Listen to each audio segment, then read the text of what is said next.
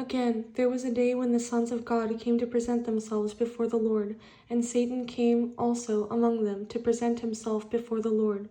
And the Lord said to Satan, "From where do you come?" Satan answered the Lord and said, "From going to and fro on the earth, and from walking back and forth on it." Then the Lord said to Satan, "Have you considered my servant Job, that there is none like him on the earth, a blameless and upright man, one who fears God and shuns evil?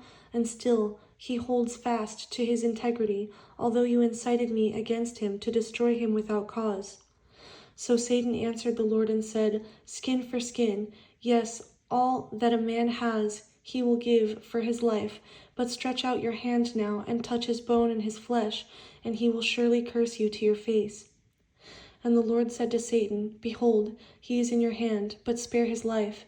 So Satan went out from the presence of the Lord, and struck Job with painful boils, from the sole of his foot to the crown of his head. And he took for himself a potsherd with which to scrape himself, while he sat in the midst of the ashes. Then his wife said to him, "Do you still hold fast to your integrity? Curse God and die." But he said to her, "You speak as one of the foolish women speaks. Shall we indeed accept good from God, and shall we not accept adversity?" In all this, Job did not sin with his lips.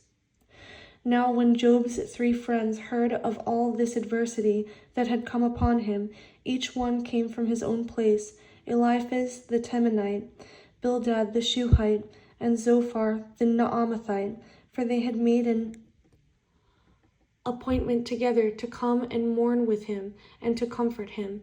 And when they raised their eyes from afar and did not recognize him, they lifted their voices and wept, and each one tore his robe and sprinkled dust on his head toward heaven.